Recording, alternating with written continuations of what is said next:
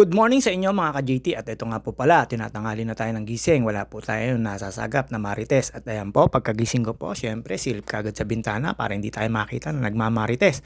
At yun nga po, hindi po tayo nakakaalis ngayon, tinatanghali ng gising, wala tuloy tayo nasasagap na marites at ayan nga po, ito na nga po pala, meron po pala si ganun pala yung ano na yun at may nakapagsabi sa akin at yun nga, eh GCash is the key kung gusto niyo malaman kung ano yung nalalaman ko at eto nga po, agang-aga tayo ay nagmarites pero wala po talaga tayong may marites. Meron po ako na marites diyan, yung isa kong kumare na nagbabantay ko noon ng pero panay naman ang tingin ng post sa FB. Makikita niyo po mamaya, makikilala niyo po kung sino.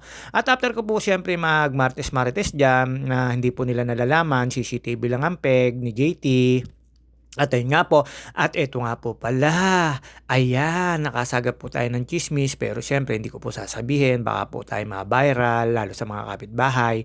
At ayun nga po, eto kainitan po, hindi po tayo nakapag-bike at tayo may lalakadi mamaya at bibili raw po kami ng panutya at ng anong tawag dito? Hati-hatid ko para ate ko. Ewan ko kung pupuntahin pa ako ng bangko. At ayun nga po, kay Michael Orr. Napakaganda po pala talaga ng buhay niya na The Blind Side. Ako, Diyos ko, medyo napanood po at napaano tayo doon, The Blind Side. Makikita niyo po mamaya kung sino yung Michael Orr sinasabi ko. At syempre, ayan, tambay lang po muna tayo. Nakikinig po tayo dyan sa labas pero wala po tayo marinig kasi nga po, wala pa po yung mga kamarites ko at wala rin po yung mga tambay pa dyan. Pero nagme-mekos-mekos lang po tayo dyan. Ayan po yung sinasabi ko sa inyo. Nanonood po ako ng The Blind Side. Napakaganda pong istorya. At yun nga po, nawili tayo ng panonood. Pero minsan ko lang po ginagawa yan. At hindi na po ako nanonood ng mga movie-movie. Nakakita ko lang po at nag-appear sa aking FB na napakagandang pelikula. Na wala po siya. Bata pa po siya. Na walang-wala po. Tapos inampun po siya ng pinakamayaman. The Blind Side.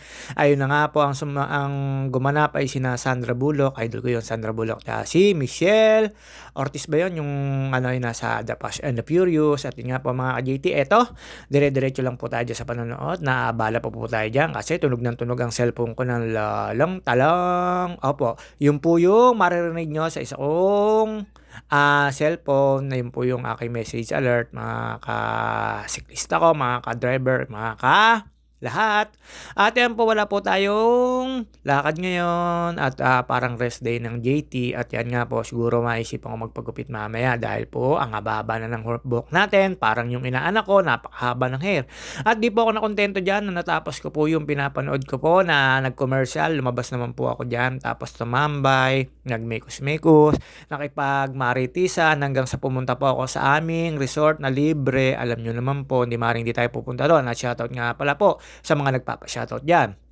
At syempre, mga kamarites ko po nasa ilog.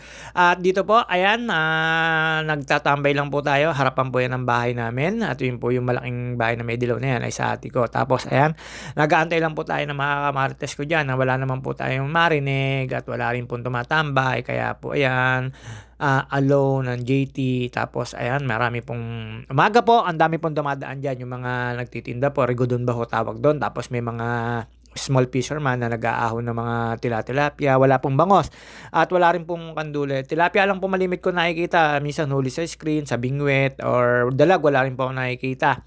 Kalimitan ko po nakikita ay kilo-kilong huli ng mga isda dito sa amin. Alam niyo naman po, yun ang mga pangkaraniwan dito. Tinatawag po itong tawis, itong aming lugar na to, dahil dito po pagka po nagbagyo, sigurado po may bakawan na mga bangos-bangos. At pagkakalang ko, baha pa ho sa may duluhan at doon po sa may rock creek na tinatawag namin tambayan. At ayan na siyempre, hindi naman po tayo magtatagal dyan sa labas at nakahalata na po yung ating chichismis na kapitbahay. At ako po ay nagpapansin, umikot doon sa resort namin na libre, na pwede po maglaba, pwede po maligo, pwede po magsampay, pwede po lahat gawin. Basta wag lang po kayo magiging magulo at wag lang po kayo magiging tagakuha ng sinampay na iuuwi nyo, iba na po yun. Pwede po kayo maligo, kumain, maglaba, mag-anlaw, magsampay, lahat to pwede nyo gawin. Pwede po kayo mag-outing, kung wala po kayong budget, pwede po rito sa resort namin. Pero makakalimitan nyo po maglalaba. Ang makikita nyo po diyan, may kanya-kanya na pong puwesto yan. Siyempre wala na pong agawan at yun nga po yung pinapanood ko, ayan, si Sandra Bullock at yan po si Big Mike. At yun nga po dito mga ka-GT, labas lang po tayo at mekos-mekos lang. Pinuntahan ko po diyan yung isang kumari ko na nanonood ng ang tinitingnan lang naman ay yung post ng kapitbahay. Kunyari lang may sounds pero panay naman ng scroll, ewan ko, marites din naman. At tapos naghahanap ako ng tawag dito, Monay, wala naman pong tinda. Pagka naman po ayaw kong kumain ng Monay, panay ang alok. Ewan ko ba naman dito, sala sa ilit, sala sa lamig. Pero joke lang po yan. Ayan, tambay lang po tayo dyan. Marami po akong nakita mga pinsanin ko dyan na lumabas at pumasok at mga nagtitinda. Ayan, nakita ko na naman po yung aming isang poste na hindi tinanggal pero binaltan. Pero syempre, medyo dito lang po muna tayo. At yan, nakita nyo naman po yung alaga ng ate ko na mayroong mga tawag dito, kulay violet ng, alam ang tawag dito, bulaklak. Ayan po yung sinasabi ko, medyo tagilid na po talaga. At syempre dito, ayan, nagmekos-mekos lang po tayo dyan. Alam nyo naman po, dito, ayan si Joshua, si PJ po yan. Meron na pong anito dito yan. Ayan, basta dito, dire-diretso lang po tayo pagtambay dito. Alam nyo naman po, hindi tayo makalayo at hindi po tayo makahanap na maimamarites. Pero saan ka? Ang tenga ni JT, kaliwat kanan. Tapos ang video, kaliwat kanan din. Alam niyo naman po dito sa Tawis, napakaraming mga babait na kapitbahay ko. Siyempre ako lang po hindi mabait dito. Talaga naman marites na marites ako. Kung gusto niyo po malaman kung ano po yung sinasabi kong marites, ay GCash is the key. Alam niyo naman po tayo. Alam naman natin na pag wala po tayong ginagawa at wala po tayong office work, dito po tayo nagmamarites. At yun nga po, nasinggahan ko na po pumunta sa aming nag-iisang resort, dalawa po pala, isang sala kung tawagin, isang ilog kung tawagin. Pero parehas po yan, may labahan, may paliguan, at yun nga po, depende po sa inyo kung ano pong gagawin nyo. Pero bawal po dyan magwala, lahat ng pwede nyo gawin, basta legal, pwede po yan. Pero syempre, meron po ako nakikita rito, mga tambay, ayan, si Ate Goni, si Ate Iska. At dito po mga JT, yan po yung mga matatandang kasabayan ng aking nanay, tatay. Siyempre, palaos na sila, kami naman po yung pasikat, tapos madarating din po na magkaka-ID na kami ng senior citizen. Ayan, yung mga kachismisan natin, si Nati Pina, ayan po, hindi nila alam na kinukunan ko si Michelle, ang nanay ni Isabel at ni Sabog.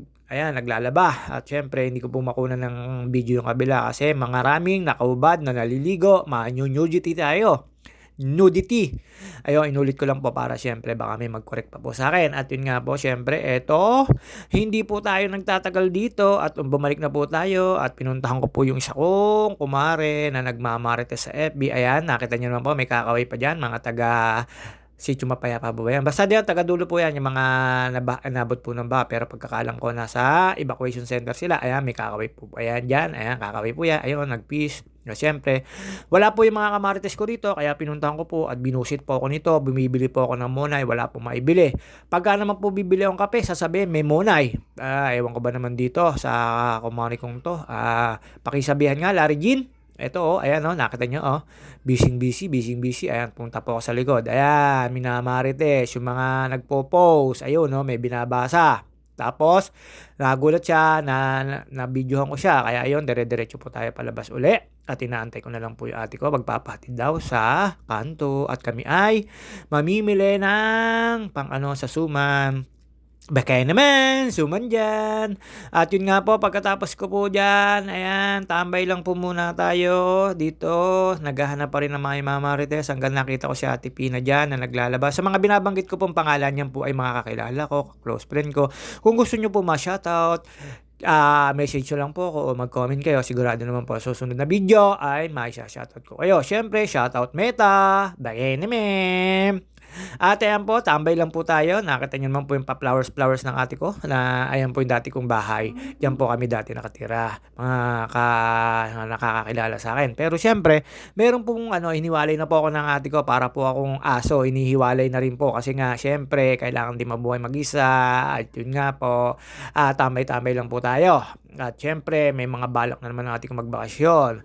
Baka magpunta naman ng Nevesia, uwian. Pero napakalapit yun kumpara sa Storm City. Yun nga po, mamimili lang daw po ng mga basa-basahan at kung ano man mapapamili doon. Ayan, tambay-tambay lang po muna tayo hanggang sa tayo ay mainip. at magpamekos-mekos diyan, nagpakuha-kuha pa ng camera. Dito naman po tayo sa kabilang side.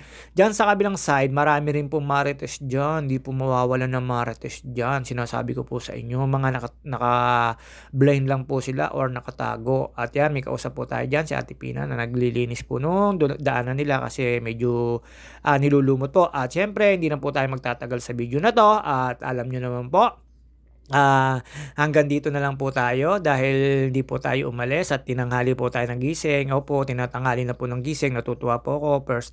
Second time na nagigising po ako ng tanghali na dati ko po hindi nagagawa. At see you on my next video mga ka-JT. Babus! Dito lang muna tayo. Shoutouts nga pala sa mga nagpapa-shoutout dyan.